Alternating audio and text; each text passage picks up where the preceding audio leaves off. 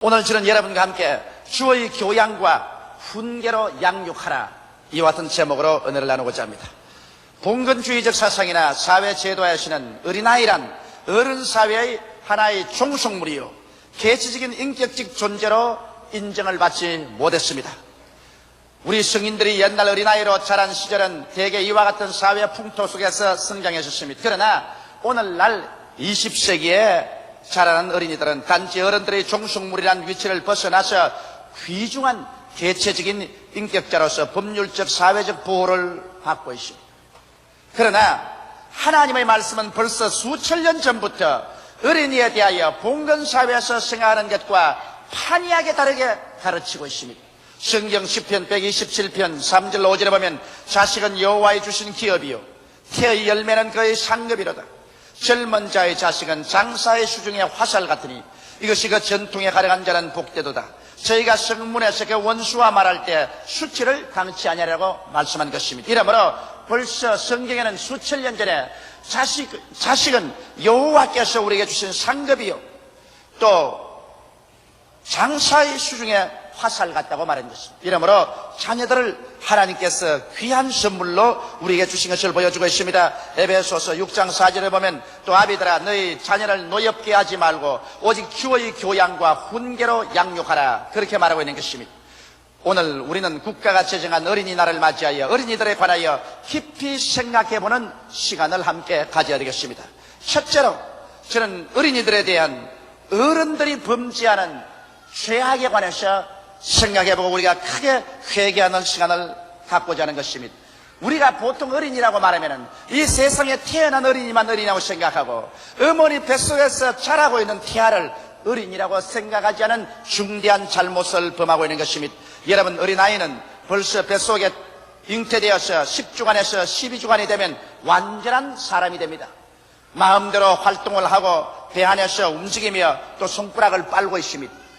그러므로 아직 이름이 주어지지 않았다고 할지라도, 호적에 이름이 오르지 않았다고 할지라도 이미 어머니 뱃속에서 완전한 한 개체의 생명체를 가진 하나님의 피조물인 것입니다. 이렇기 때문에 우리는 어머니 뱃속에서부터 있는 어린아이를 생각하지 아니하고 이 어린이 주간을 축하할 수가 없습니다.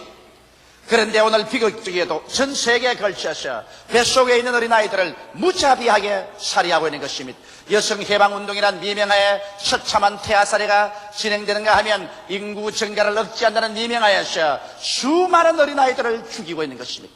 히틀러는 제2차 세계대전 당시에 600만 명의 유대인을 학살했기 때문에 역사와 세계에 널리 알려지고 길이길이 지탄받고 있습니다만, 뱃속에 있는 어린아이는 수천만 명이 살해를 당하고 있는데도 불구하고 세계의 양심은 그에 대해서 아무 말도 하지 않고 있으며, 이러한 범죄들을 부모가 아무런 마음의 가책 없이 진행하고 있는 것입니다.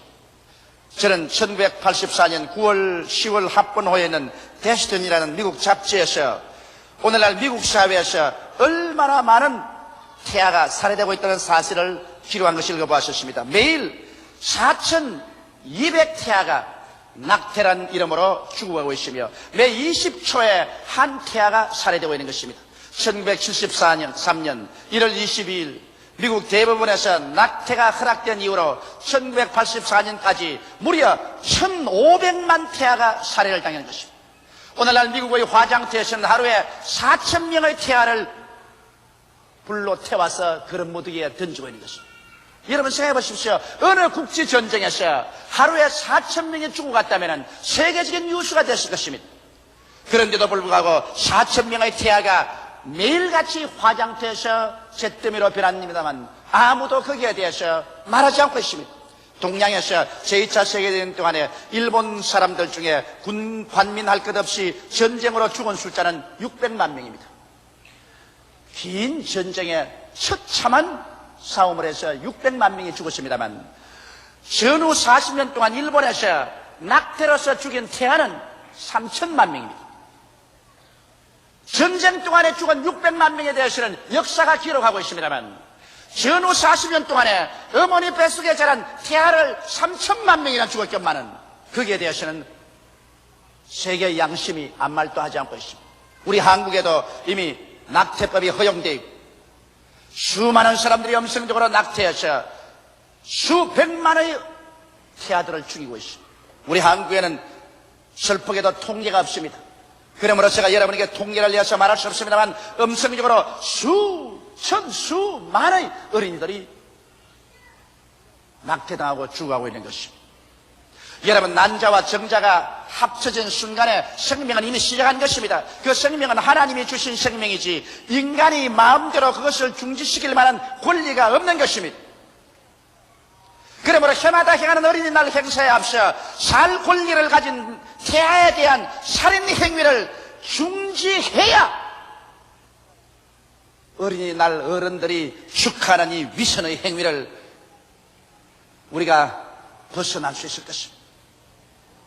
오늘 그렇기 때문에 우리 예수 그리스도를 믿는 사람은 말할 필요 없고 믿지 않는 사회까지도 우리는 강력하게 어린이 살해에 대해서 저항하고 일어나야 될 것인 것입니다. 나는 많은 부인들이 자궁암에 걸려서 내게 기도받으러 온 사람들을 봅니다.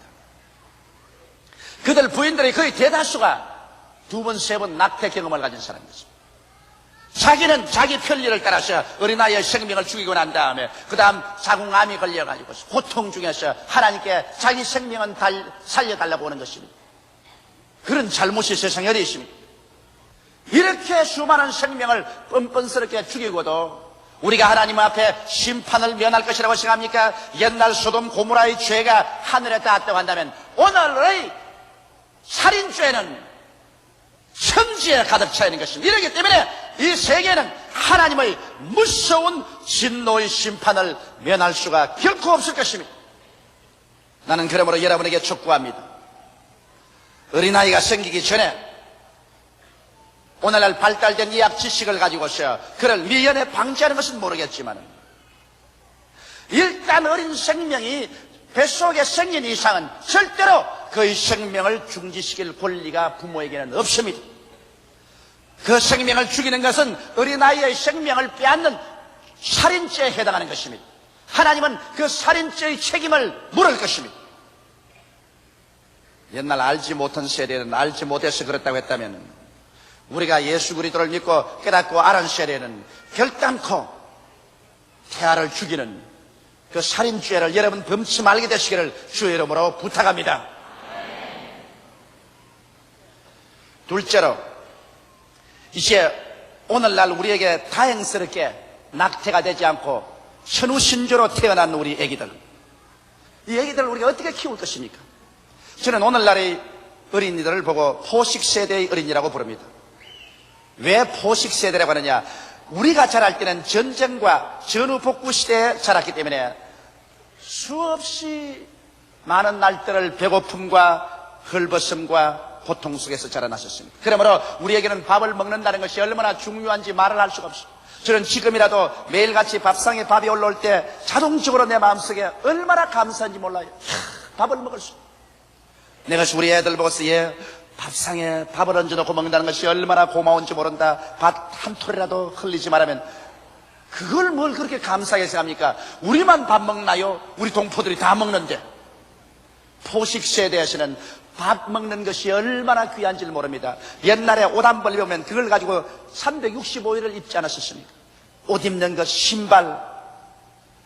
우리 어른들이 자란 시대는 전쟁과 전후 세대의 고통과 독부시대에 자라났기 때문에 정말 수많은 결핍 중에서 자라났었습니다. 그 결과로 우리들의 마음속에 어떤 결심이 생기냐면 내 자식만은 잘 먹이고 잘 입히고 공부 잘 시키고 잘 키워야겠다. 이것이 과도하게 되어가지고서 오늘날 어른들의 과보호로 말미암아 어린아이들이 온실 속에 자라는 화초와 같이 되어버리고 마는 것입니다.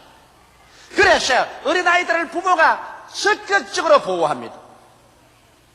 이래서 절대로 어린아이에게 정신적인 부담도 안 주려고 하고 육체적인 힘든 일도 시키지 않으려고, 책임감 있는 일도 맡기지 않으려고 모든 것을 부모가 다 맡아버리고 어린아이들에게는 어찌하든지 편안하게 자라게 합니다. 이러므로 인내력이 어린아이들이 무척 약합니다. 체력도 약하고 정신력도 약해서 조그만 일을 당하면 견디지 못하여 오늘 어린아이들이 얼마나 많이 자살합니까? 조그마한 일이 생겼다고 해서 학교에서 시험이 되겠다고 해서 자살하고 부모에게 꾸중 들었다고 해서 자살합니다.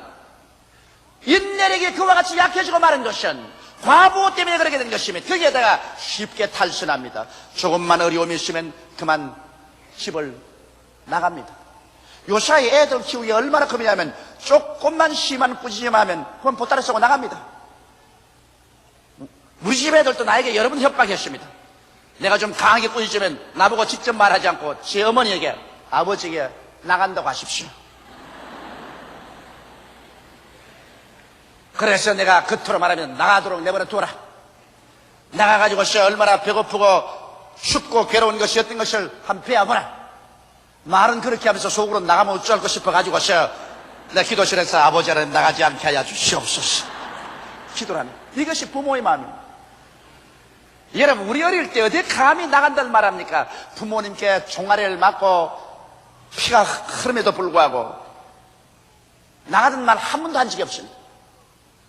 그런데 오늘날 이렇게 쉽게 탈선한 어린이들, 이것은 정신적으로 약하게 길렀기 때문인 것입니다. 이러므로 여러분, 우리는 부모로서 참으로 좋은 자식을 기르려면 인내력을 주고 쉽게 탈선하지 않고 독립정신이 있는 강한 자녀를 길러내야 되는 것입니다. 이러기 위해서는 너무 과보호하지 마십시오. 배고픈 것도 좀 알아야 됩니다. 추운 것도 좀 알아야 됩니다. 힘든 일도 시키고 책임 있는 일도 시켜야 되는 것입니다. 이렇게 해서 강한 인격자로서 자기 자식을 기를 줄 알아야 그 자식이 장차 이 험한 세대에 나가서 험한 도전에 응전하여 훌륭한 삶을 살 수가 있는 것입니다. 어린아이 한 사람이 내게 신앙상담을 왔는데요, 내게 와서 손을 비비고 몸을 틀고 말을 못해서 덤거립니다. 그럼 왜 그러냐 했더니, 목사님, 우리 어머니 아버지에게 이야기해서 날 좀 살려주소. 왜? 상당히 부모님이 부자고 잘 사는 집입니다. 그러니까 내가 학교 갔다 공부하고 오면요, 우리 어머니가요 날 보고 시간 정해서 피아노 치라 합니다. 그 피아노 힘을 쓰고 하기 전에 치죠. 그러고 그 다음엔 피아노 끝나면 그림 그리는 데 가라 합니다. 가서 또 열심히 그림 그리고 오면 그 다음 또 웅변학교 가라 합니다. 그럼 또 웅변학교에서 웅변 해석하면 그 다음 들어오면 또 태권도 하러 가라 합니다. 못 살겠습니다, 목사님. 죽고 싶어요. 막 피아노도 보기 싫고 그림도 그리기 싫고 이제는 웅변도 하기 싫고 태권도 하기 싫습니다만, 안 하면 어머니가 눈에 불을 켜고 호통을 합니다. 손을 잡고 갑니다. 이러니 나는 한 가지도 잘할 수가 없어요. 그러므로 목사님, 우리 어머니에게 얘기하셔 한 가지만 하게 하든지 그러면 안 하게 해주면 좋겠습니다. 여러분, 사실 여러분, 오늘날 부모들이 자기가 하지 못한 탐욕을 그 자식들에게 희생 제물로 만들어버리고 마는 것이. 이래서 피아노도 하고 그림도 그리고 웅변도 하고 태권도도 하고 노래도 하고 온갖 것 다 알아봅니다. 자기 못하는 짓을. 이러한 부모의 탐욕을 버려야 됩니다. 어린아이 때는 더 많은 시간을 주어서 더 많이 자고 잘 먹고 씩씩하게 뛰놀고 건강하게 자라도록 해야 되는 것입니다. 국민학교 다닐 때부터 너무 공부하라 스트레스를 눌러가지고서 중학교, 고등학교, 그 다음 대학 들어가면 이제는 해방이다, 이제는 공부하지 말고 데모나 하자. 그래서 뭐 공부하고 전혀 관계없고 대학생하고도 관계없는 일에 데모한다고 뛰어나옵니다. 그것은 뭐냐? 오랜 세월 동안 속에 쌓인 스트레스가 견디지 못해서 폭발하는 겁니다. 진짜로 열심히 공부해야 될 대학 시절에 가시는 공부를 안 합니다. 이렇기 때문에 부모들이 자기의 탐욕적인 이상의 희생제물로서 어린아이들을 어릴 때부터 강박관념을 주어서 정상적인 인격자로 자라지 못하게 하는 과욕을 버려야 될 것인 것입니다. 그렇다고 해서 야, 오늘 뭐 조목사가 이제는 공부시키지 말아야겠어, 이제는 공부하자고 놀기만 하라, 이것은 아닙니다. 학생이 해야 될 본분만 지키고 난 다음 그 이외에 부모의 욕심으로 너무 어린아이들에게 부담을 주지 말라는 것입니다. 그래서 정신적인 파탄을 말도록 해야 하는 것입니다. 그리고 어른들이 만든 오염된 사회 속의 어린이들을 보십시오. 어린이들이 보고 듣고 배우는 것들 모두 다 TV는 어린아이들을 상품화하지요. 학교 주변은 어린아이들을 통해서 장사를 하기 위해서 어른들이 못하는 짓이 없습니다. 이러므로 오늘날 사실 우리가 어린이 주일이라고 해서 이곳에서 어린이를 크게 위해주는 같이 나라가 들어서가지만은 단지 하루뿐이고 그 이외에 우리 국가 정책적으로나 사회 제도적으로나 진실로 어린아이들이 마음 놓고 정서적으로 성장하면서 자랄 수 있는 환경을 만들어주고 있는가, 우리 깊이 생각해 봐야 할 것입니다. 어린아이들을 완전히 상품화하는 이러한 사회 속에 우리는 어린아이들을 내었던 이 오염 속에 살도록 만들어놓지 않은가 생각해 봐야 되는 것입니다. 셋째로 나는 여러분과 함께 생각하고 싶은 것은 정말 나는 좋은 부모가 될 수 있는가, 내가 좋은 부모인가, 이런 것을 생각해 봐야 돼요. 우리들은 아직 좋은 부모가 되기도 전에, 부모 수련을 받기도 전에 벌써 자식부터 먼저 낳았어. 어떻게 자식을 기를 줄도 모르고 어리벙벙한 가운데서 자식들이 커져가고 있지 않습니까? 오늘 제가 여러분과 생각해 보신 것은 우리는 어린아이를 진실로 인격적으로 대해주라는 것입니다. 우리가 여러분 어릴 때 언제 우리도 어른 되어서 사람 대우 받아보고 그런 생각 늘 했지요. 저도 늘 그런 생각을 했습니다. 언제 내가 어른이 돼가지고서 나도 사람 대우를 받고 살아볼고 하는 그런 심정이 늘 있었습니다. 그것은 우리 사회가 그 당시에는 어린아이를 하나의 어른의 종속물로서 개체적인 인격을 가진 존재로서 생각하지 않고 무조건하고 폭력으로 억압만 했기 때문인 것입니다. 협박과 폭력으로 다스림을 받았었습니다. 그러나 오늘날에 와서 우리가 어린이를 키울 때 그건 하나의 연약하지만은 주먹을 쓸 만한 힘은 없지만은, 재정적인 힘은 없지만은 완전한 인격자라는 것을 알고 그것을 협박과 폭력으로 다스리지 말아야 된다는 것입니다. 우리 부모는 좋은 모범이 되어서 어린아이를 기려야 됩니다. 여러분, 어린아이의 인격이 형성되는 것은 1살에서 6살까지가 그 인격의 바탕이 형성되고 어린아이의 인생관, 사회관, 국가관, 세계관은 12살 될 때 완성이 되어버립니다. 이렇기 때문에 여러분께서 어린아이를 집에서 기를 그때가 어린아이 전체의 인생관이 결정됩니다. 교회 학교에서 돌봐주겠지, 학교에 보내면 선생이 애를 돌봐주겠지, 학교나 교회 학교에서 어린아이의 인격 형성에 도움을 주는 것은 지극히 적습니다. 부모님 살아있으면서 어린아이는 흰 종이에 그림을 그리는 것처럼 이 세상에 태어나서 자기 인격에 부모를 보고서 모범으로 그림을 그립니다. 부모님께서 인생을 어떻게 살아가는가, 세계를 어떻게 보는가, 그리고 영혼에 대해서 어떠한 생각을 가지고 있는가, 이 모든 것을 부모에게 배웁니다. 심지어는 부모가 하는 말도 부모에게 배웁니다. 나는 아버지보다도 엄마가 더 영향력이 있다는 것을 알고 놀랍니다. 내 여동생이 경상도 말하지 않습니까? 우리는 경상도 사람이니까. 내 매저는 황해도 사람입니다. 그런데 그 집 애들 가만히 자랑 보면은 전부 경상도 말이에요. 서울시 자랐는데. 엄마하고 교제가 너무 깊었기 때문에 아버지의 발음 액센트를 받지 않고 엄마의 액센트를 담더라. 부모가 어떤 말을 쓰고 어떠한 행동을 하는가 어린아이들에게는 깊이 인상을 줍니다. 저는 나이 올해 50인데 저희 아버님은 이제 75세 아닙니까? 그런데 제가 하나 놀라운 것은 저의 일거수일투족에 너무 놀랄 만큼 조두천 장로님이 나온다는 것입니다. 내가 말하는데 나는 어찌하는지 우리 아버지의 그 전통에서 벗어나려고 애썼습니다만 역시 우리 아버지의 말을 쓰고 있습니다. 말하는 것, 그 다음에 내가 생각할 때, 내가 행동할 때 조용기인데도 불구하고 내 속에 우리 아버지 조두천 장로님이 나를 통해서 나온다는 것입니다. 우리 아버님께서 우리 일생을 우리 애들 앞에서 담배 피운 적이 있기 때문에 우리 형제들 아무도 담배 안 폈어요. 술 잡숴서 술 투정한 적이 없기 때문에 술에 손댄 적 없습니다. 방탕하지 않았기 때문에 우리 그것 보고서 방탕하면 안 된다고 생각해서 방탕 안 했습니다. 그러나 우리 아버님께서 성을 잘 냈기 때문에 우리 형제들이 성을 다 잘 냅니다. 저도 어지간히 참을 때가 있는데도 불구하고 참으려고 하지 않고 아버지도 성 내시더라. 그러므로 나도 아마 성 내도 괜찮다. 이렇게 됩니다. 그러므로 50이 된 한 남자의 생애 속에서도 그 아버지가 그처럼 살아서 나타난다는 것을 알 때 여러분과 나의 일거수일투족에 여러분과 나의 자녀들의 일생에 그 인격을 형성한다는 것을 잊어서는 안 될 것입니다. 이러므로 여러분께서 부부간에 인정 있게 살고 부모와 자식간에 인정 있게 살면 그것이 자녀의 일생을 형성합니다. 그러나 아버지가 엄마를 때리고 그냥 엄마가 아버지와 대항해 싸우고 하면 아하, 부부라는 것은 때리고 싸우는 것이로구나. 그래서 자기도 결혼하면 막 때리고 싸우는 것입니다. 이렇기 때문에 여러분 혹시 부부간에 사니까 안 싸울 수는 없지만 싸우고 싶거들랑 애들 채워놓고 그 다음 문 채워놓고 조용한 목소리로 싸우십시오. 애들에게는 여러분의 그것을 노출시키지 않은 것이 제일 좋습니다. 사랑의 대화와 교제를 가지는 가정, 서로 이해해주고 동정해주며 고민을 나누는 따뜻한 가정, 이것보다 더 어린아이의 인격 형성에 중요한 것이 없습니다. 이러므로 부모와 자식 간에, 부부 간에 언제나 이해하고 동정하고 고민을 나누는 이와 같은 협동적인 생활을 통해서 어린아이들이 모범을 배우고 그래서 자기들도 자기들의 이상형의 가정을 그렇게 만들어야 될 것입니다. 대개 여러분 남자들 보십시오. 장가들 때 자기의 아내를 어떤 사람을 찾느냐? 엄마와 닮은 사람을 찾습니다. 자기 아무리 안 그렇다 해도 엄마와 비슷한 사람을 자꾸 찾아요. 그리고 여러분 처녀들이 시집갈 때 누구를 모범으로 삼지 압니까? 대개가 아버지와 같은 사람을 찾고 있는 것입니다. 잠재의식적으로 자기의 남편을 자기 아버지의 형상으로 선택하는 것입니다.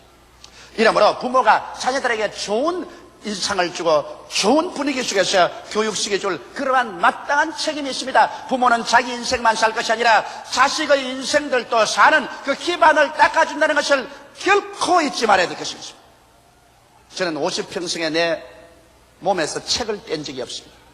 지금도 저는 어디 가더라도 포켓도에 이렇게 외국어 공부하는 단자책을 넣어서 시간만 있으면 읽습니다. 왜 그러냐? 우리 아버님이 평생에 책을 손에 뗀 적이 없어요. 내 어린아이 때부터 늙을 때까지. 밥상에도 늘 책 들고 계시고 침대 밑에도 책 들고 계시고 앉아도 책, 서도 책,散歩할 때 책이니까 아하, 인생은 책을 들고 다니는구나. 그래서 저도 천성이 그렇게 닮아버려요. 이러므로 여러분께서 자녀들에게 좋은 모범과 좋은 습관을 주어서 참으로 훌륭한 인생을 살게 하는 훌륭한 부모가 되시기를 주의 이름으로 축원합니다. 무엇보다도 제가 여러분께 격려하고 싶은 것은 여러분은 하나님의 말씀에 굳세게 서도록 가르치는 부모가 되어야 되는 것입니다. 인생을 사는 참 지혜와 참 지식과 참 판단력은 하나님을 두려워하고 예배드리며 말씀을 하시는 것입니다. 저는 27년 동안 설교를 해오고 있습니다만 이제 마음속에 종국적으로 추호도 흔들리지 않고 확신하게 된 것은 하나님 말씀보다 더 지혜로운 말씀이 없으며 말씀보다 더 지식에 꽉 들어찬 말씀이 없으며 이 세상의 어떤 일에도 하나님의 판단력을 받는 것이 가장 올바른 것을 확증하게 된 것입니다. 이렇기 때문에 하나님을 아는 것이 지혜의 근본이요 하나님을 섬기는 것이 지식의 근본이므로 여러분께서 자식 교육할 때 다른 것 크게 못 줄더라도 하나님의 말씀과 그리스도를 믿게 하는 신앙을 주도록 전력을 기울이게 되시기를 주의 이름으로 축원합니다. 낯선 물이 떨어지면 바위에 구멍을 뚫는 것처럼 여러분이 매일 가정예배를 드리고 어린아이들과 함께 찬송 부르고 말씀을 나누면 이것이 그 인격 속에 깊이 박히게 됩니다. 어린아이 시절의 습관이 80가지 간다는 말이 있는 것입니다. 이러므로 말씀에 선 자녀들을 여러분이 만들어주시기를 주의 이름으로 축원합니다. 이와 같이 하면 우리는 모두 다 후회할 것이 없는 훌륭한 부모로서의 훌륭한 교육을 시켜서 자녀들을 이 세상에 내보내게 될 것입니다. 다 같이 고개 숙여 기도드리겠습니다.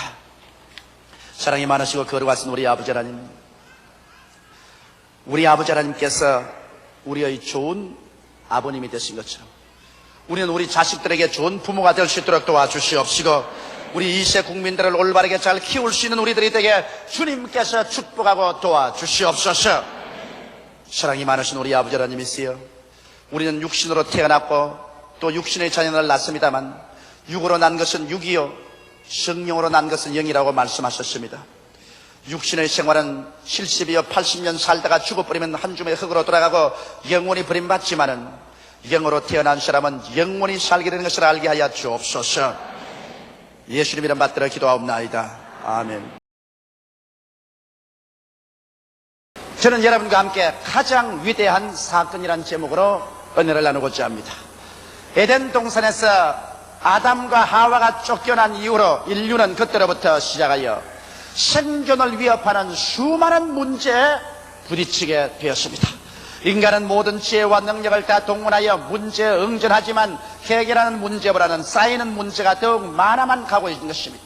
과연 우리는 개인으로부터 시작해서 가정과 사회와 국가와 세계의 문제들을 해결할 수 있을까요?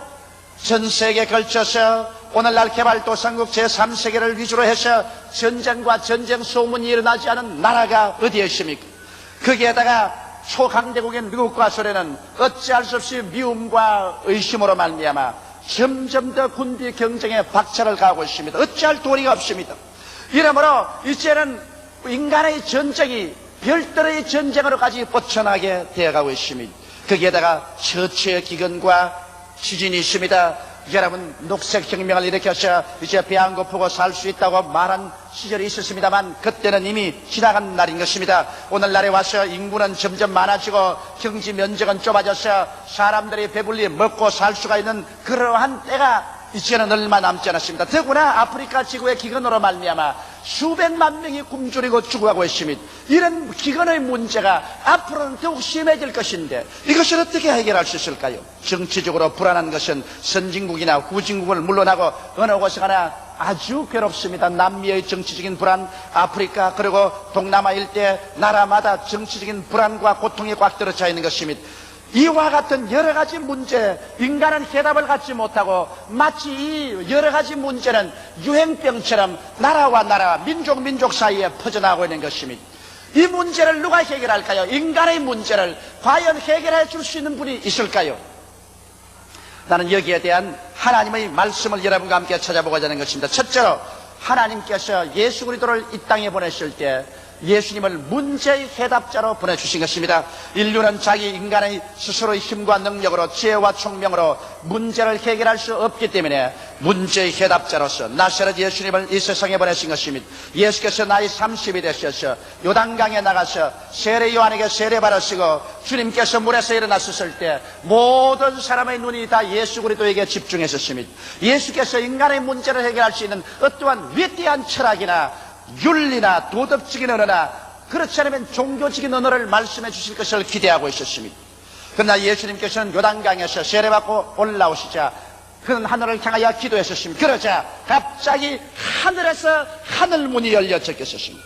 그리고 하늘에서 소리가 나되 이는 내 사랑하는 자요 내 기뻐하는 아들이 하시고 난 다음에 하늘에서 성령이 내려와서 예수님 머리 위에 비둘기 형상으로 앉으셨습니다.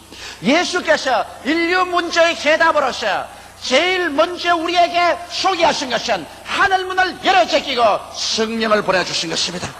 예수님은 그 자리에 어떤 주의나 종교나 철학이나 의식이 아니라 인간의 문제를 해결하기 위해서는 하늘에서 문이 열리고 성령이 임하셔야만 인류의 문제가 해결된다는 것을 주님께서 밝히 보여주신 것입니다.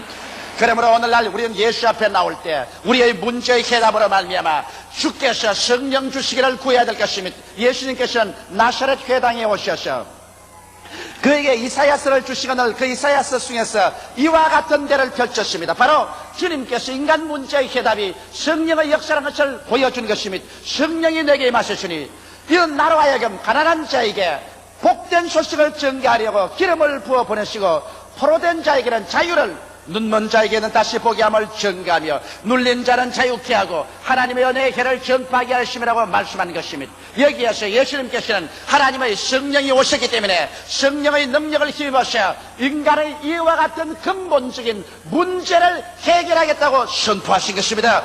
예수님은 여러분과 나에게 종교를 갖다 주기 위해서 오시지 않으셨습니다. 어떠한 철학적인 이론이나 형식을 주기 위해서 오신 것이 아닙니다.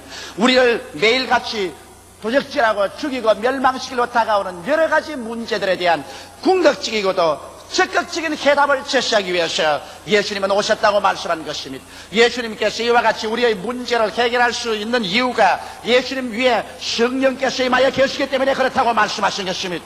오늘날도 여러분과 나의 문제는 성령이 오셔야 해결될 수 있는 것입니다. 성령 없이 우리는 아무 문제도 해결을 바랄 수가 없는 것입니다. 오늘날도 예수께서 여러분과 나 위에 하늘문을 열어 제끼시면 주께서 성령을 보내주셔서 성령의 역사로서 여러분과 나의 문제를 해결합니다. 예수님 말하기를 내가 가난의 문제를 해결하겠다고 말한 것입니다. 사람은 영적으로 가난하고 물질적으로 가난합니다. 주님께서는 영적인 가난을 성령의 능력으로 해결하겠다고 말씀했는데, 여러분 우리가 죄를 회개하고 예수께 나오면 성령이 오셔서 여러분과 나의 마음 가운데 성전 삼고 들어와 계시며 우리의 속에 하나님의 임재하심을 모시고 계시며 우리에게 영생을 주시며 하늘나라의 시민권을 주시기 때문에 여러분과 내가 예수 믿고 성령이 오시면 영적인 가난에서 해방을 얻을 수가 있는 것입니다. 고아도 아니요, 버림받은 자도 아니요, 왕같은 제사장이요, 하나님의 자녀요, 새하늘과 새 땅과 새 예루살렘을 상속으로 받을 자로 만들어주시기 때문에 우리가 영적으로 가난해질 수가 없는 것입니다. 그러나 예수님이 오시면 물질적인 가난에서도 복된 소식을 전해주겠다고 말한 것입니다. 왜냐하면 성령이 오셔서 우리 마음을 점령하면 우리가 여러분 인격적으로 가난에서 벗어날 수 있는 변화를 갖다 주는 것입니다. 사람이 정직하지 못하고 성실하지 못하고 건면하지 못하고 열심하지 못하고야 가난을 벗어날 수 있겠습니까? 허랑하고 방탕하며 게으르고 서로 물고 찢고 싸우기만 하고 있는데 어떻게 가난을 면할 수가 있겠습니까? 그러나 하나님의 성령께서 우리에게 오시면 여러분과 나의 속에 가난을 물리칠 수 있는 적극적인 인격을 변화시켜주는 것입니다. 하나님 성령이 오시면 우리를 정직하게 만들어주는 것입니다. 우리를 성실하게 만들어주고 건면하게 만들어주며 충성스럽게 만들어주고 열심히 있는 사람으로 만들어주는 것입니다.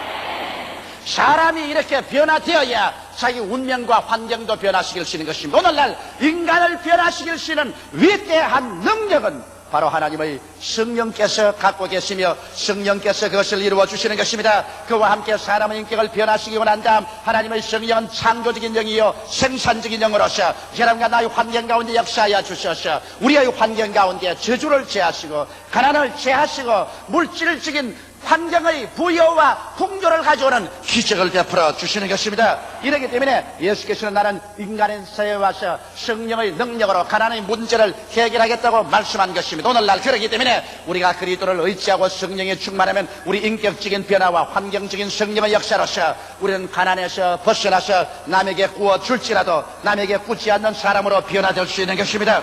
주님께서는 또한 나는 성령의 능력으로 포로된 자에게 자유를 주겠다고 약속하신 것입니다. 사람들은 오늘날 죄에 포로되어 있고 마귀에 포로되고 미움에 포로되고 불안과 공포에 포로되어 있는 것입니다. 사람은 그러므로 죄와 마귀, 미움과 공포의 포로가 되어 있는 이상 인간은 결코 자유롭지 못합니다. 사람이 서로 나라가 나라를, 민족이 민족을 대적하여 싸우는 것도 서로 미워하고 서로 믿을 수 없어 서로 불안하기 때문에 자꾸 담장을 쌓아 올리고 미사일을 쌓아 올리는 것입니다. 그러나 예수님께서 오셔서 죄에서 우리를 자유케 하시며 우리의 마음을 마귀에서 해방시키며 미움과 공포에서 해방을 시켜주는 해답으로서 성령을 모시고 오겠다고 약속하신 것입니다. 하나님의 성령이 오시면 여러분과 나를 죄와 사망에서 벗어나게 하시며 성령의 능력으로 귀신을 내어 쫓아버리시고 우리 주님께서는 여러분과 나의 속에 공포 대신에 마음의 확신과 평안으로 채워주심으로 말미암아 포로된 자에게 적극적으로 실제로 자유를 주시는 것입니다. 이뿐 아니라 하나님의 성령이 오셔서 여러분과 나의 눈을 밝혀버리고 마는 것입니다. 우리는 본다 하나 보지 못하는 장님입니다. 영적으로 죽었기 때문에 육신적인 눈만 가지고서 무엇을 먹을까, 무엇을 입을까, 무엇을 마실까 썩어질 밖에 바라보지 못합니다. 육신의 정욕, 안목의 정욕, 이 세상 사랑밖에 바라보지 못합니다. 이러므로 사람은 이 세상의 먼지와 티끌 가운데 살다가 먼지와 티끌로 돌아가버리고 만다고 착오를 갖고 있는 것입니다. 그러나 여러분 성령께서 오셔서 여러분과 나의 눈을 열어주시면 우리가 일시에 눈이 뜨여지자 하늘과 땅과 세계와 그 가운데 모든 것을 지으신 전지전능 무소부지하신 하나님이 계신 것을 알게 되는 것입니다. 이 하나님께서 그 아들 예수님을 보내셔서 여러분과 나를 대신해서 십자가에 못 박으심으로 그 보혈로 우리의 죄를 사하시고 구원해서 하나님 백성으로 만드는 것을 알고 있으며 우리는 고깃덩어리 육신 밖에 있는 존재가 아니라 육신의 장막직을 입고 사는 영원한 하나님의 형상과 모양대로 지음받은 영으로서 이 땅의 행인과 나그네 같이 지나가다가 이 땅의 세월이 지나가면 천국 아니면 지옥, 영생 아니면 영멸, 영원한 영광 아니면 수치를 받을 수밖에 없는 존재라는 것을 성령께서 깨닫게 해주는 것입니다. 그러므로 우리가 성령이 우리 눈을 띄워주시면 우리의 참 존재를 알게 되기 때문에 그때야 우리는 진실로 두려워하고 회개하며 하나님을 사모하고 사랑하게 되고 그리고 내 이웃을 내 몸같이 사랑하게 되며 올바르고 정직하게 살려고 노력하게 되는 것입니다. 이와 같이 해서 오늘 눈멀어서 천방지축으로 이리 뿌리치고 들이 뿌리치는 목적도 방향도 없는 인생들을 하나님께서 성령을 보내주심으로 말미암아 우리가 목적이 있고 방향이 있고 삶의 이유가 있고 가치가 있는 것을 보여주심으로 여러분과 내가 크랑방탕하고 방황하지 않고 길이요 진리요 생명이신 예수님을 섬기며 하나님을 받들어 사랑하고 섬기며 이웃을 사랑하면서 우리가 천국을 향해서 살아갈 수 있게 만들어 주시는 것입니다.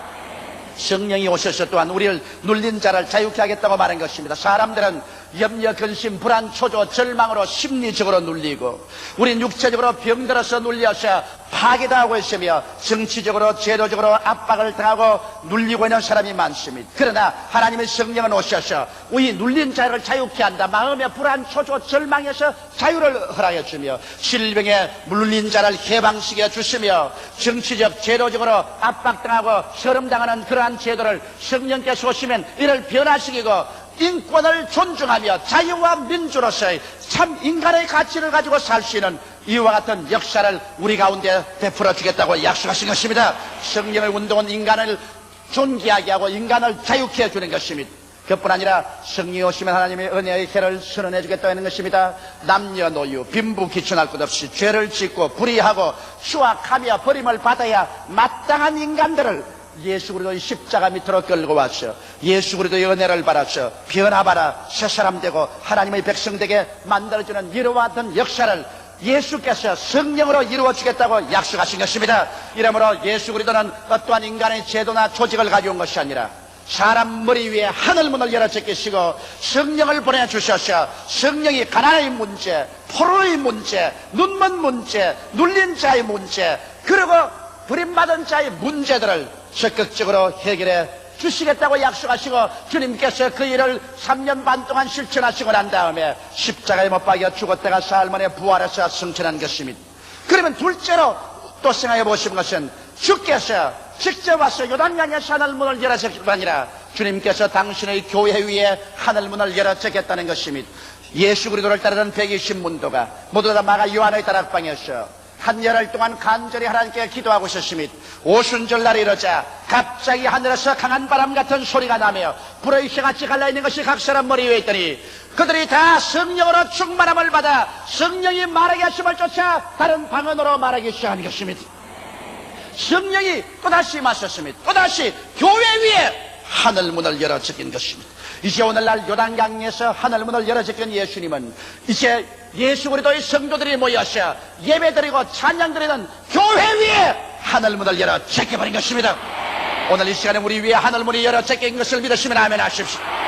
그렇기 때문에 하늘문이 열리고 교회 위에 하나님의 성령을 부어주심으로 말미암아 오늘 성령이 오셔서 여러분과 나의 가슴 속에 예수 그리스도의 십자가의 그 보혈의 공로를 명명백백하게 계시해주고 계신 것입니다. 예수님의 제자들이 성령이 임하시자 성령으로 말미암아 그들은 마치 잠에서 깨어난 듯 예수 그리스도가 십자가에 못 박여 피 흘리고 죽었다가 부활하신 그 이유를 알게 된 것입니다. 왜 예수께서 죽었을까요? 왜 예수께서 몸짓겼을까요? 왜 예수께서 피를 흘리셨을까요? 왜 예수께서 무덤에 들어가셨을까요? 그와 같은 그리스도의 대속의 그 말로 다 할 수 없이 아름다운 그 위대한 의미가 마음속에 알려줌으로 말미암아 성령은 예수 그리스도의 사건을 통해서 오늘날 적극적으로 여러분과 나의 문제를 해결해 주는 것입니다. 성령은 여러분과 나를 이끌어서 십자가 밑에 와서 예수 그리스도를 쳐다보게 합니다. 예수 그리스도를 쳐다보게 하는 그 이후에 성령은 무슨 종교를 우리에게 갖다 주지 않습니다. 무슨 주의를 믿게 하는 것도 아닌 것입니다. 무슨 인간을 찬양하려고 하는 것입니다. 성령이 하는 일은 여러분과 나를 붙잡아서 예수 앞으로 이끌어 오는 것입니다. 예수 앞에 서는 것입니다. 예수 앞에 와서 여러분과 나를 회개시키는 운동을 성령께서 전개하는 것입니다. 여러분, 회개란 무엇입니까? 용서란 무엇입니까? 용서란 것은 내가 철저히 나의 죄를 회개할 뿐 아니라 내가 죄 지은 대가를 다 지불해야 용서를 받을 수 있습니다. 여러분, 옛날 히브리의 법에 의하면 용서란 것은 내가 철저히 회개할 뿐 아니라 지은 죄의 대가를 다 갚아야 용서를 받습니다. 이 세상에 여러분, 우리가 회개는 할 수 있지만은 우리가 잘못한 저지른 것 다 대가를 갚아야 용서를 받는다고 하면 이 자리에 용서받을 사람 없습니다. 어떻게 해서 내 대가를 다 지불할 수 있겠습니까? 이러므로 하나님께서 인간이 스스로 회개하고 자기의 죄의 지은 대가를 스스로 갚을 수가 없다는 것을 알기 때문에 예수님을 보내셔서 대신 죄의 대가를 갚게 만들으신 것입니다. 회개는 여러분이 할 수 있지만은 대가는 여러분이 지불할 수 없습니다. 그러므로 예수께서 우리의 죄의 대가를 지불하기 위해서 십자가에 못 박인 것입니다. 예수께서 몸을 찢기고 그런 피를 흘리심으로 말미암아 여러분과 나의 죄의 대가를 예수님이 다 지불했기 때문에 여러분과 내가 해야 될 것은 예수 앞에 나와서 우리의 죄를 입을 열어 철저히 회개해야만 되는 것입니다. 회개를 하며 예수를 구주로 모시면 여러분 용서를 하나님께로부터 받는 것입니다. 회개하지 아니하고 예수를 믿지 않고는 하나님께로부터 죄에 대한 용서를 받을 수는 절대로 없는 것입니다. 하나님께서는 뭐라고 말합니까? 내가 팔이 짧은 너를 구원하지 못함이 귀가 둔하여 너의 기도를 듣지 못함이 아니라 너와 나 사이에 죄악의 담이 막혔다고 말한 것입니다. 미워하는 죄, 원망하는 죄, 남을 헐뜯은 죄, 사소한 죄라고 생각하지요. 이런 것들이 여러분과 나의 기도를 막습니다. 이런 것들이 하나님과 여러분 사이에 담을 막아놓는 것입니다. 오늘 여러분께서 정말 하나님 앞에 나와서 문제를 해결하고 성령의 역사를 받아들여서 운명이 달라지려면 철저히 회개해야 되는 것입니다. 하나님 앞에 입을 열어 철저히 회개하고 예수를 구주로 모시고 그 피를 의지할 때 하나님은 회개와 여러분의 대가로서 예수 그리스도의 십자가 고난을 받아들여서 여러분을 용서해 주는데 오늘 성령의 역사는 바로 여러분과 나를 이와 같이 용서해서 죄의 문제를 해결해서 하나님과 화목되게 함으로 말미암아 하나님께서 여러분에게 축복하도록 해 주시는 것입니다. 성령은 또한 여러분과 나의 가슴 속에 와서 열등의식과 좌절감의 문제를 해결합니다. 나는 못났다, 나는 안 된다, 나는 할 수 없다, 나는 병신 같은 인간이다, 나는 버림받았다. 얼마나 처자합니까? 여러분 600만 유대인을 죽인 히틀러가 왜 그렇게 포악한 인간이 되었을까요? 히틀러는 자기의 열등의식과 자기 개인의 이미지가 이저러진 사람입니다. 사람이 자기 마음속에 열등의식과 좌절감에 빠지시면 그것을 감추기 위해서 비인간적인 폭력을 행합니다. 독재를 행하고 완력을 씁니다. 오늘날 여러분 가정에도 남편이 심히 주먹을 쓰는 그 남편은 열등의식과 좌절감에 빠진 사람입니다. 그러므로 우리의 마음속에 있는 이 자기의 정신적인 불안정, 이 열등의식과 좌절감의 문제, 이런 개인적인 심리적인 문제, 이런 것은 하나님의 성령께서 와셔서 해결해 주시는 것입니다. 하나님의 성령은 여러분과 나로 하여금 예수 그리스도에게로 끌고 와서 그 십자가의 보혈을 통하여 우리 죄를 사하시고 예수를 통하여 하나님의 영원한 생명을 우리 속에 들어가오는 것입니다. 하나님의 임재하심이 우리 속에 들어와서 우리가 하나님의 자녀가 되고 하나님의 품에 함께했으며 하나님의 인정을 받고 새 하늘과 새 땅과 새 예루살렘의 상속자가 된다는 사실을 알려줌으로 말미암아 온 세상 다 날 버리고 세계에서 다 버림받아도 나는 그래도 하나님의 자녀라는 확신을 주시는 것입니다. 거기에다가 성령이 오셔서 여러분과 나에게 능력을 주십니다. 기도할 수 있는 능력을 주시고 전도할 수 있는 능력 주시고 지혜를 주시고 지식을 주시고 총명을 주시고 마음의 자신을 주심으로 말미암아 열등의식과 좌절감의 문제를 해결하고 할 수 있다, 하면 된다, 해보자, 나도 할 수 있다 인간이 되게 만들어 주시는 것입니다. 하나님의 성령은 또한 오셔서 질병의 문제를 해결해 주는 것입니다. 제가 보면 참 감격적으로 느낀 것은 시카고에 가서 이번 성회를 하는데 시카고에 성회를 하고 저녁에 한국 식당에 음식을 먹으러 갔는데 식당에는 그 웨이트레스가 한국 여인이 뛰어와서 목사님, 나는 목사님 오기를 주야로 고대했었습니다. 왜 그러냐? 우리 아들이 하나 있는데 전응합니다. 몸은 이렇게 뚱뚱한데 6살이 갔는데 전응합니다. 완전히 머리가 바보입니다. 그래서 목사님 오기만 주야로 기다리고 있었습니다. 내 마음에 잘못 기다렸구나. 전응하기 위해서 내가 기도를 많이 했는데 꼭 지금까지 내 평생에 낳는 케이스는 한 케이스밖에 못 봤거든. 그래서 뭐 전응하로서 그렇게 기다렸는데 안 나오면 이게 어떻게 하나 싶었는데 성회를 그 이튿날 하고서 그 식당에도 식사하러 오니까 아버지가 애를 데리고 왔는데 보니 얼마나 뚱뚱한지 밤에 얼마나 먹었어. 근데 막 한시도 가만히 있고 막 나무에 기울러 가고 상위에 기울러 가고 막 자기 아버지를 때리고 엄마를 발길로 차고 그리고 말도 잘 못하고 완전히 전응하여. 그래 강제로 붙잡고 와서 강제로 기도하려니까 날 쳐다보고 목사 이 새끼 그래서 그 입을 막고서 예수 이름으로 기도를 하셨습니다. 하나님 아버지여, 이 비참한 어린애기를 고쳐주옵소서. 그러고 보내면서 내 생각으로 아이고 성령이 기적을 행하시면 몰라도 내 힘으로는 안 되겠다고 생각했습니다. 근데 그 이튿날 이제는 그 식당에 가면 또 만나가시고 다른 식당에 갔는데 다른 식당에 따라왔어. 또 이라는 걸 또 붙잡고 간절히 기도했어요. 예수 이름으로 이 전능을 가지고 이렇게 발광을 하기에는 원수 귀신아 나가라고 호통을 쳤습니다. 근데 이상하게 성령께서 임하시면서 내 마음에 자신이 생기지만은 눈으로는 믿을 수가 없어요. 그러고 난 다음 제가 워싱턴 DC 성회를 마치고 뉴욕에 왔는데 뉴욕에 그 친척이 선물을 들고 뛰어왔어요. 뉴욕까지. 왜냐? 그날 이후로 교회가 깨끗이 나와버리고 말았다는 것입니다. 이건 뭐 도저히 인간으로 상상할 수 없을 만한 기적입니다. 영 바보가 그만 완전히 똑똑한 애가 되어버리고 말았어. 그리고 요번 뉴욕 가보니까 몇 달 전에 제가 뉴욕에서 성회를 하고 난 다음 나오는데 내 자동차 창문을 잡고 한 여인이 처참하게 울어요. 우리 남편이 췌장암에 걸려서 이제 죽게 되었는데 목사님 기도 한번 해주십시오. 그래서 못 가고서 환자를 때리니까 환자를 전부 다 부축을 해서 췌장암에 걸린 사람을 낳기에 길거리에서 제가 안수기도를 해줬습니다. 그런데 요번 뉴욕 가니까 그 사람이 씻은 듯이 나왔대요. 깨끗이 나와서 쓰러졌다. 뉴욕에서 요번에 차이나 미션이라는 것을 만들었습니다. 중국을 전도하자고 해서 중국 선교회를 만들어서 아침 조찬회를 하는데 한 어머니가 고등학교 다니는 딸을 데리고 내게 인사하러 왔었습니다. 제가 몇 달 전에 뉴욕을 통과할 때 그는 어느 교회를 헌당하게 되는데 그때 그 어머니가 정신병원에서 그 딸을 퇴원을 시켜서 데리고 왔어요. 정신병원에 들어가서 인사불성이 되고 학교도 다 그만두고 폐인이 돼 있는데 병원에서는 이 애는 이제 폐인이라고 했습니다.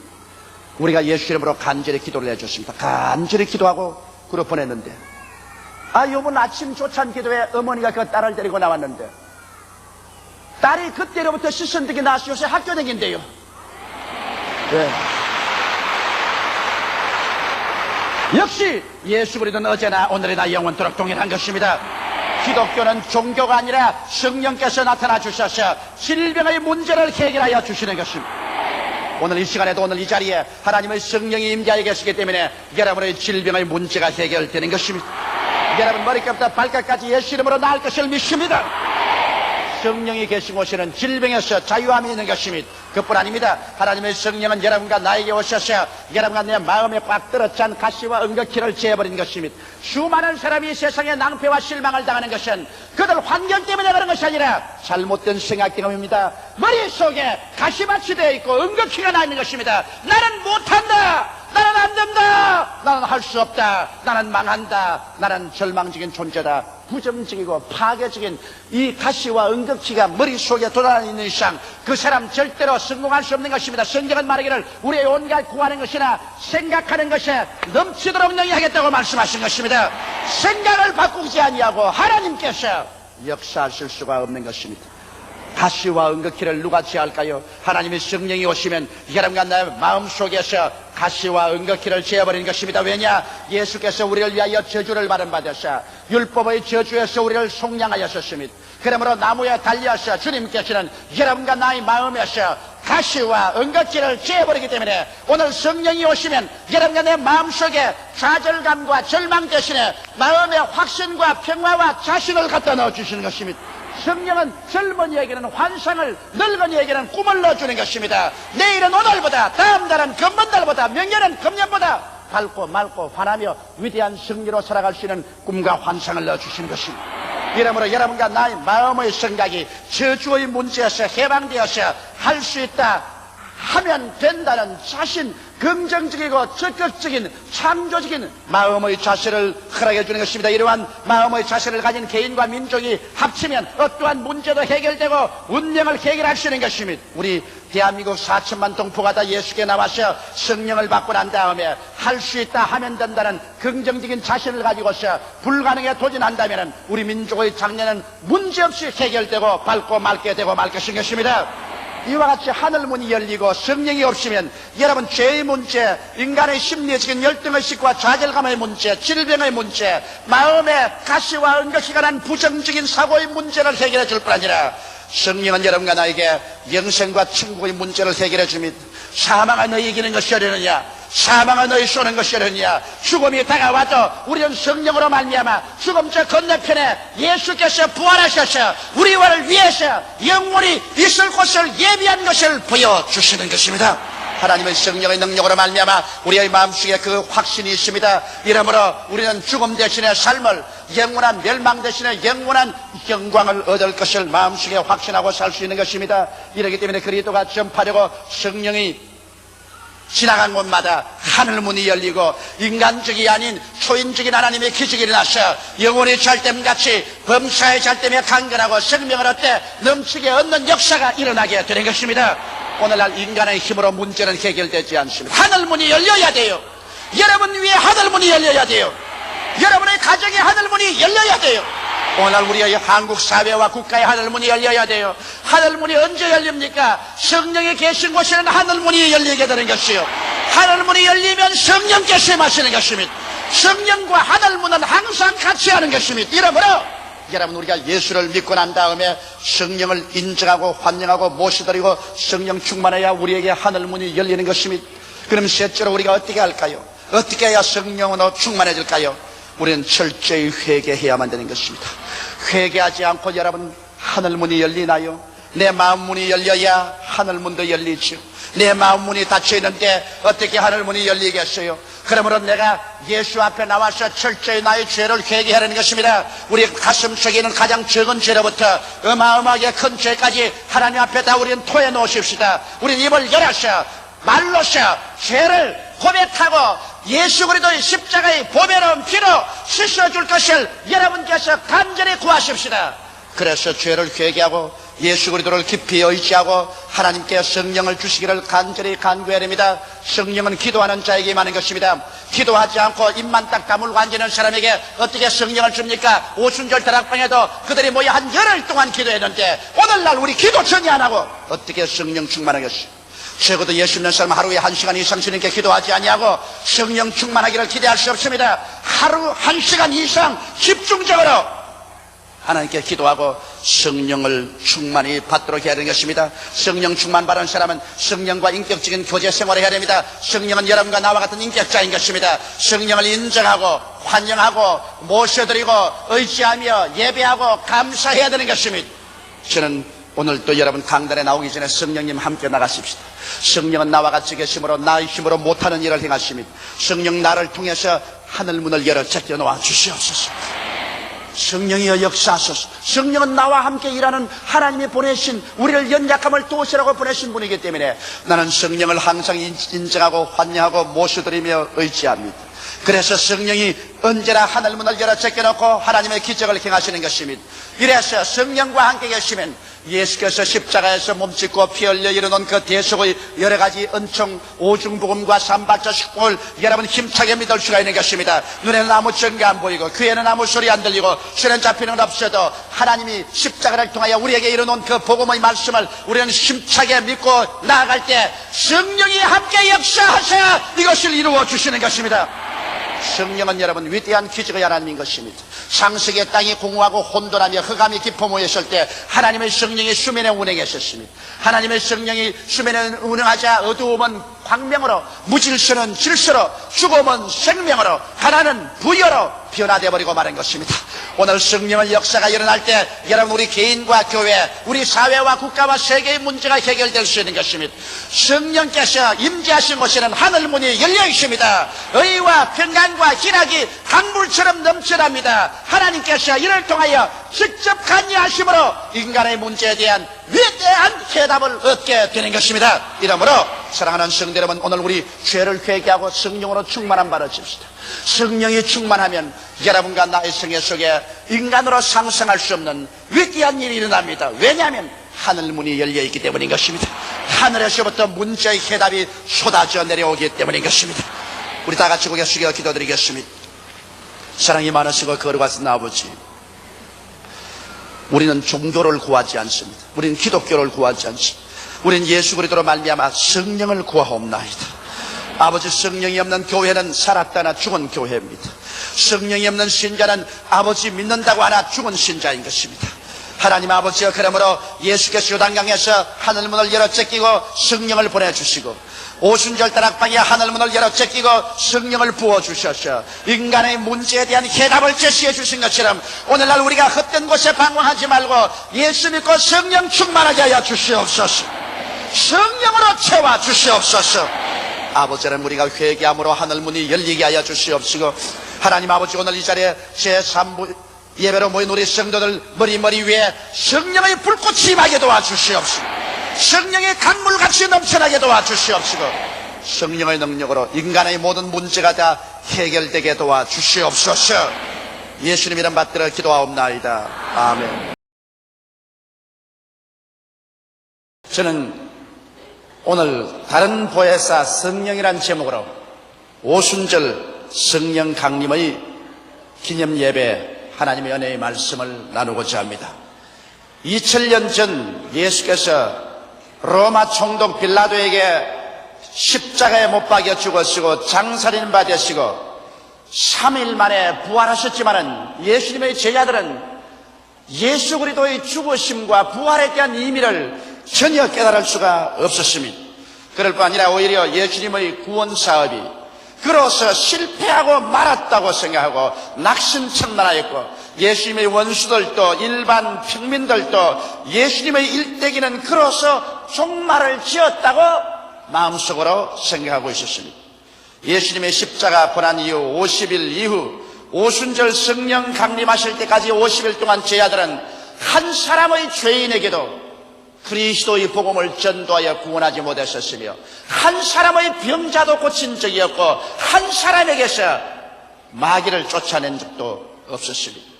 그렇기 때문에 예수님의 죽으신 이후 50일이 되었을 때는 이미 예수님 사건은 일반인들의 기억 속에서 사라져가고 있었습니다. 바로 그때 천지를 진동하는 대사건이 일어나고 말았었습니다. 그 일이 바로 오순절 성령 강림 사건인 것입니다.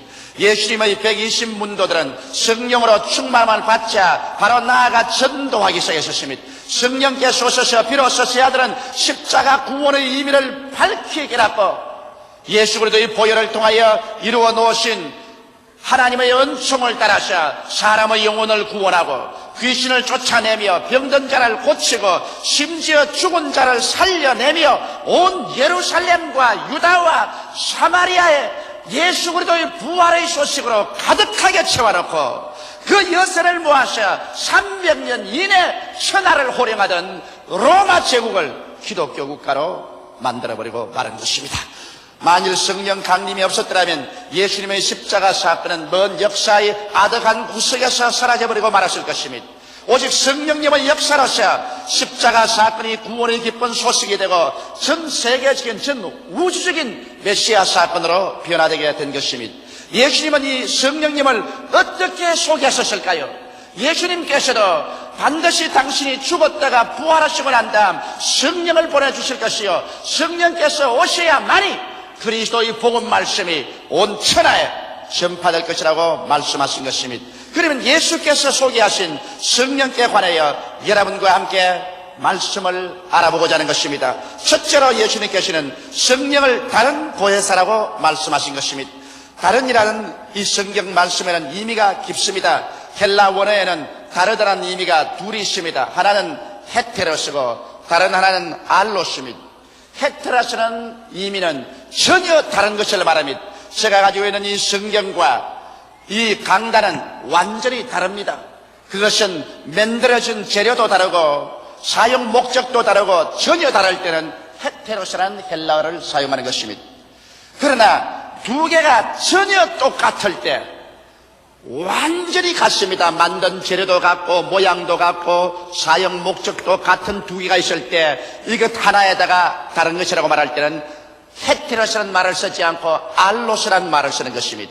그런데 예수께서 제 아들에게 말씀하시기를 내가 가면 아버지께 구하겠으니 그가 또 다른 보혜사를 너에게 주사 영원토록 너희와 함께 있게 하시라고 말씀하신 그 말씀 속에는 알로스 파라클레토스라는 말을 썼습니다. 전혀 똑같은 다른 보혜사를 보였다는 것입니다. 이 말은 예수님은 정 보혜사고 성령은 다른 보혜사인데 예수님과 성령은 너무나 똑같아서 둘 중에 하나 어느 것도 다른 점이 없는 것을 말하는 것입니다. 그러므로 여러분, 성령의 강림은 바로 예수 그리스도의 강림과 같은 것입니다. 예수님의 화신이 되어서 성령이 강림하신 것입니다.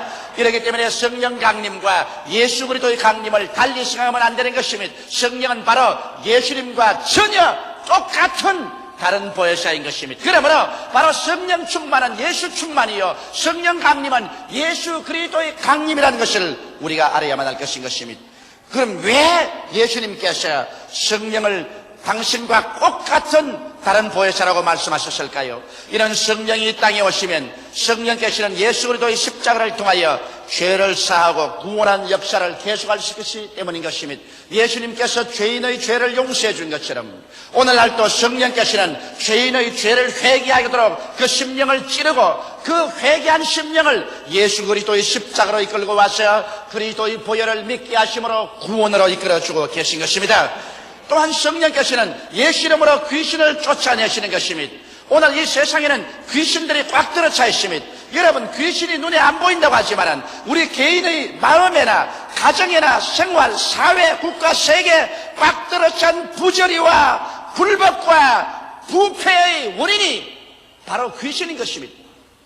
오늘 그렇기 때문에 여러분, 우리는 이 귀신의 역사를 우리의 현실적인 환경에 부패와 부조리와 분리해서 생각할 수가 없는 것입니다. 예수님께서는 당신이 친히 귀신을 쫓아내시고 12제자와 70명의 제자에게 귀신을 쫓아내라는 것은 오늘날 우리 예수 그리스도 이름으로 가는 곳마다 그리스도의 용서와 정의와 사랑을 가지고 와서 모든 불의와 부조리를 내어 쫓는 것이 귀신을 내어 쫓는 것입니다.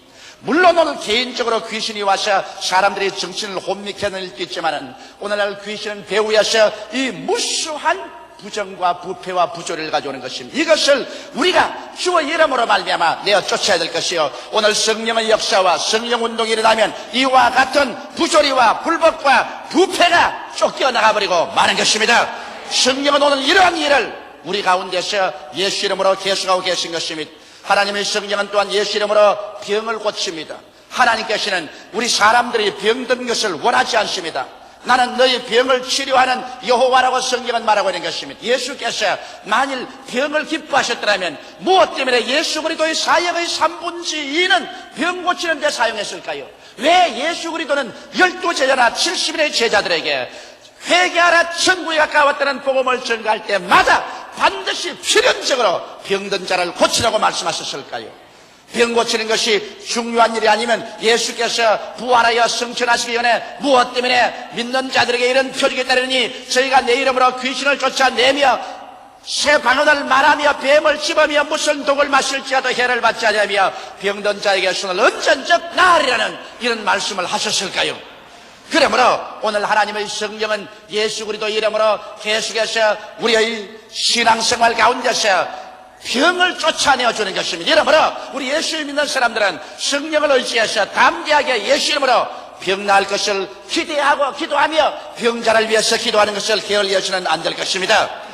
또한 성령께서는 예수 이름으로 마음과 생각 속의 가시와 응급기를 제하고 있는 것입니다. 오늘 우리 사람들의 마음속에는 아담과 하와 이후로 타락한 연고로 말미암아 부정적인 가시와 응급기가 꽉 들어차 있는 것입니다. 사람의 마음속에 부정적인 마음이 뿌리를 내리고 있는 이상 사람들은 위대한 창조적인 삶을 살아갈 수가 없는 것입니다. 여러분, 사람의 마음은 바로 인생을 인도하는 등대인 것입니다.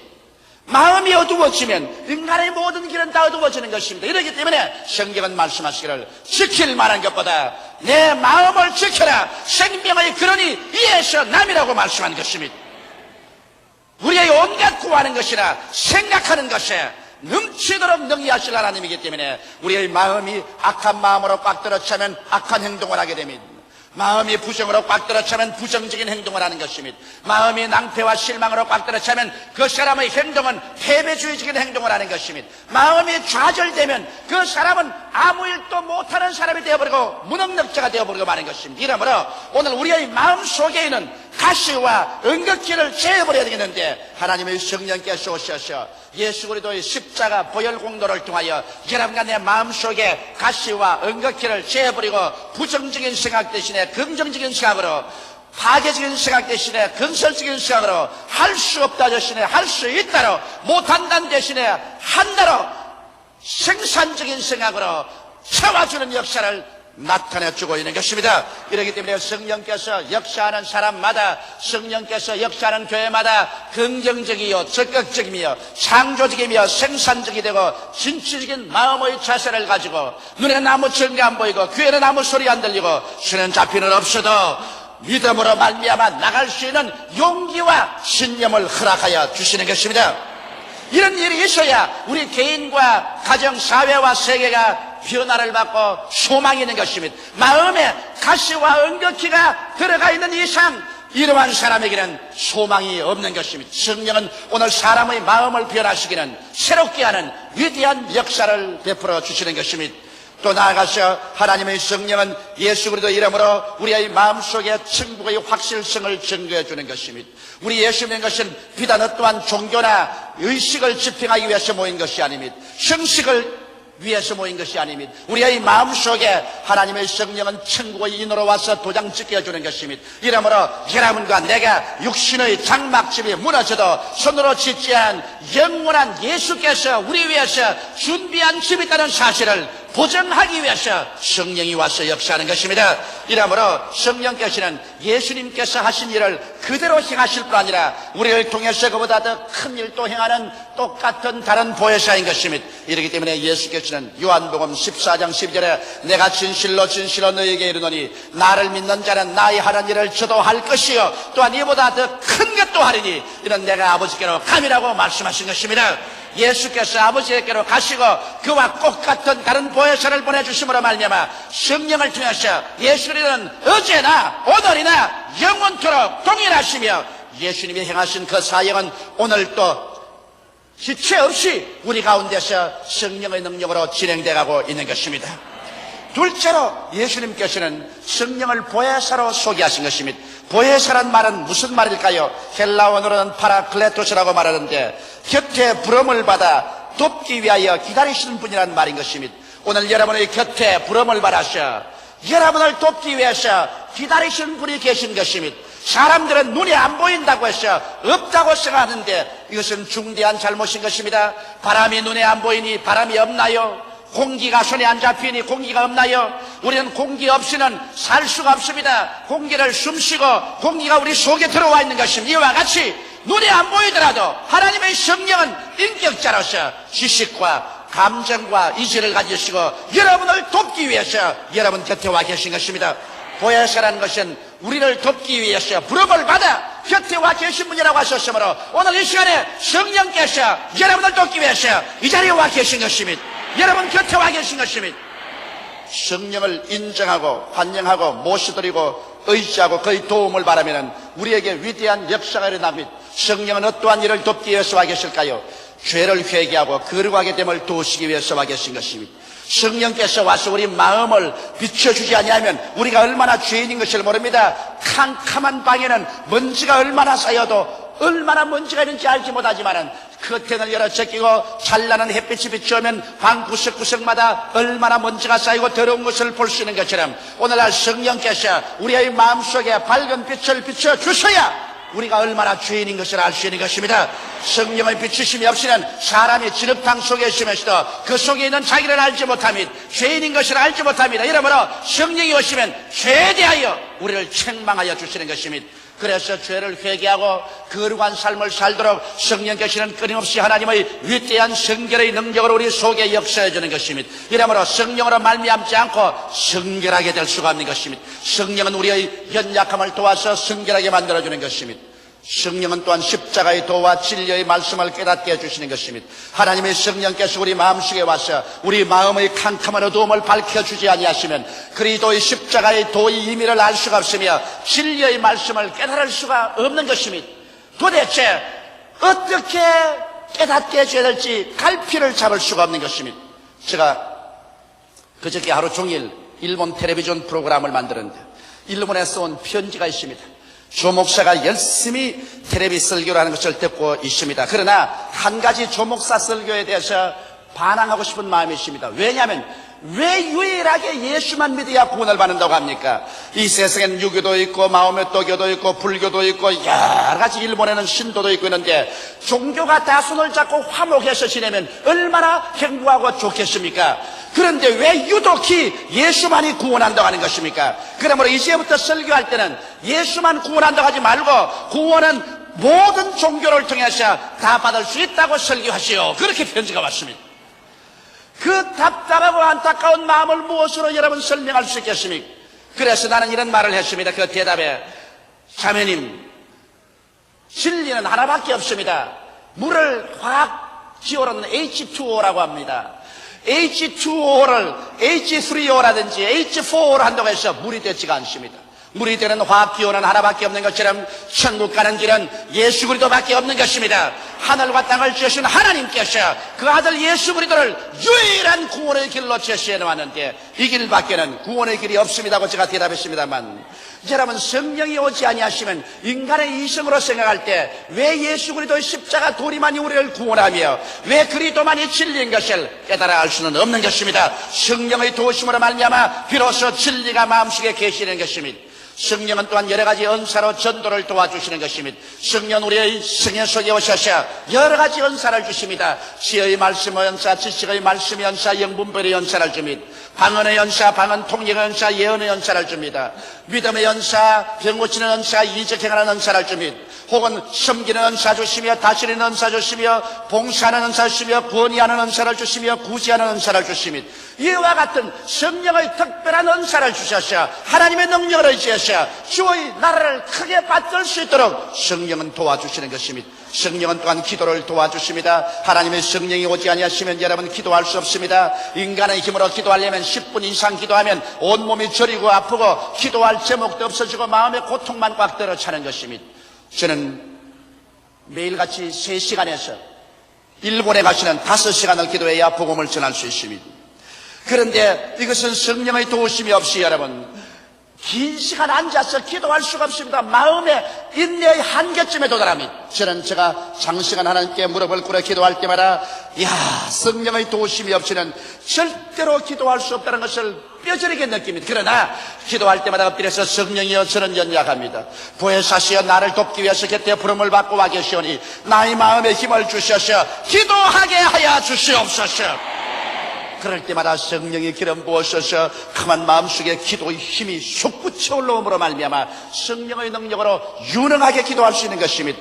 성령은 또한 우리를 위로해 주십니다. 답답하고 안타깝고 억울한 일을 당하고 깊은 상처를 받았었을 때 다른 데 가지 말고 사람 찾아가지 말고 하나님께 나와서 엎드려 기도하면 하나님의 성령께서 우리의 마음속에 어머니의 부드러운 손길 치림하여서 우리의 상처를 어루만져 치료하여 주며 우리를 위로해서 용기와 힘을 얻게 만들어 주시는 것입니다. 이러므로 예배당에 와서 우리가 예수 그리스도를 믿고 찬미하고 말씀 듣고 기도할 때 성령의 역사함으로 말미암아 여러 가지 가사와 개인 생활과 사회 생활에 상처 입은 심령을 가지고 왔지만은 마음의 위로를 받아 교회에서 나갈 때는 마음에서 기쁨이 넘쳐나고 휘파람을 불면서 나갈 수 있게 된 이유가 성령은 위로해 주시기 위해서 도움을 베푸는 신이기 때문인 것입니다. 하나님의 성령은 또한 우리를 인도하여 주십니다. 우리를 진리 가운데로 인도하고 매일매일 같이 우리의 생활 가운데 성령님을 의지하고 살면은 성령께서 의의 길로 바른 길로 승리의 길로 축복의 길로 생명의 길로 인도하여 주시는 것입니다.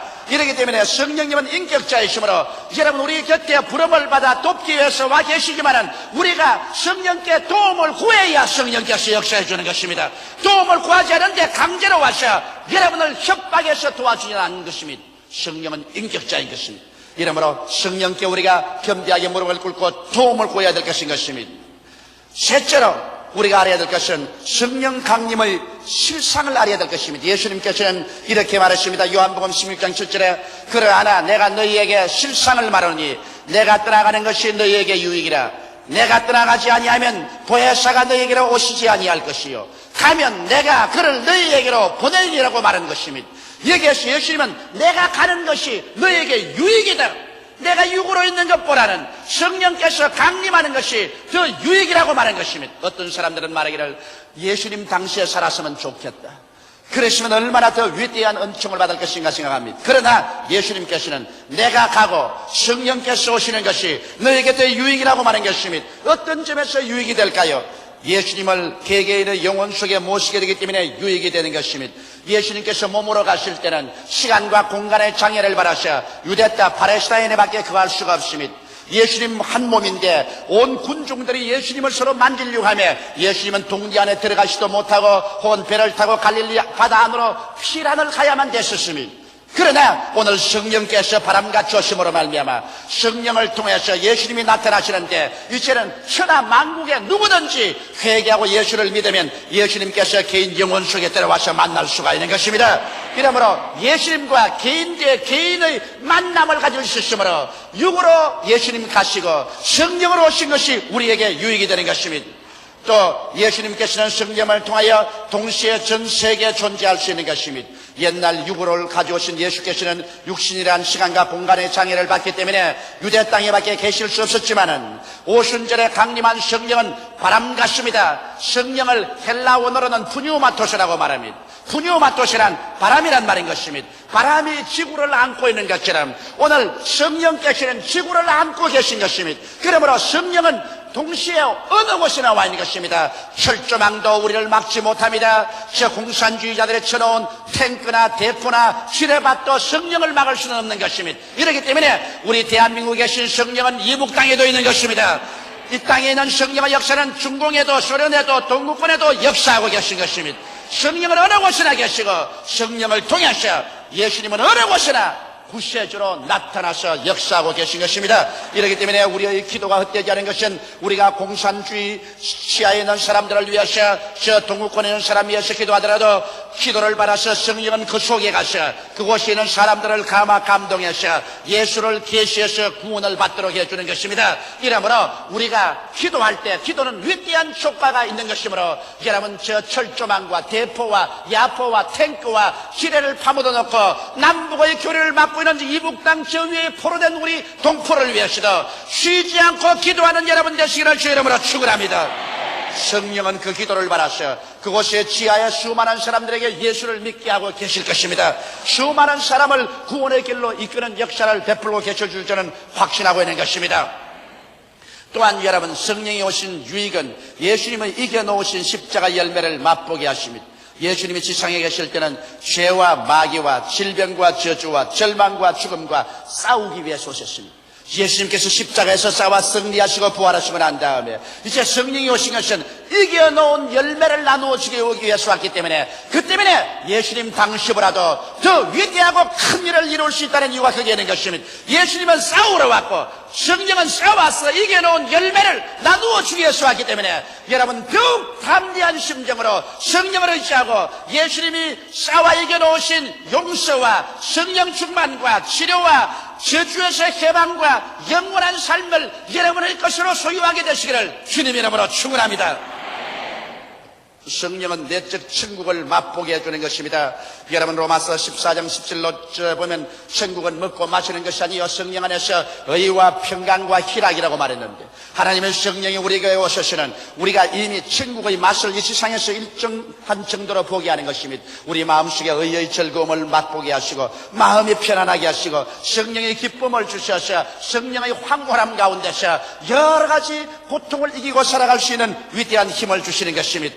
거기에다가 하나님의 성령이 오시는 것이 유익된 것은 예수님 따라다닐 때는 능력이 예수님께만 있었지만은 하나님의 성령이 임하자 120문도도 능력을 받았고 오늘날 성령을 받는 사람은 누구든지 능력을 얻습니다. 전도의 능력, 기도의 능력, 신앙의 능력, 생활의 능력을 얻어서 하나님의 권능 속에서 행할 수가 있게 되는 것입니다. 이러므로 예수님께서는 내가 가고 보혜사 성령을 보내는 것이 너희에게 더 유익되라고 하시므로 오늘날 여러분과 나의 신앙생활이 더욱 유익된 삶을 살 수 있는 능력 있는 신앙인들이 다 되어야 될 것입니다.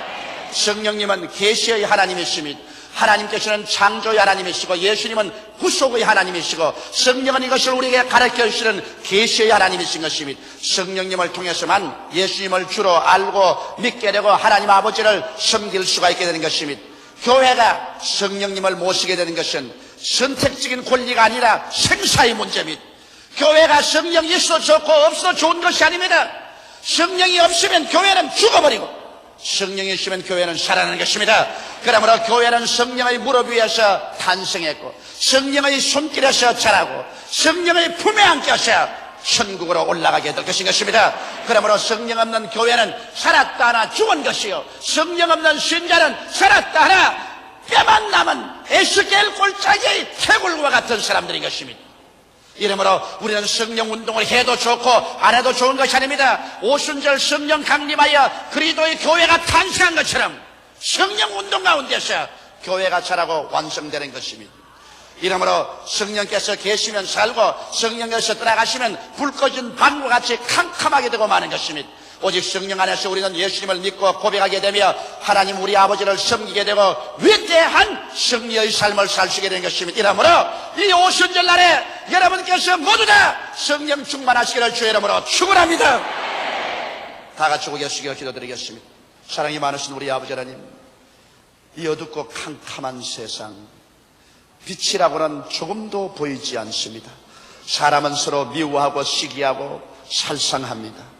사랑은 찾아볼 데가 없습니다. 오직 어느 곳에 가나 상처를 입히고 상처 입은 흔적밖에 없습니다.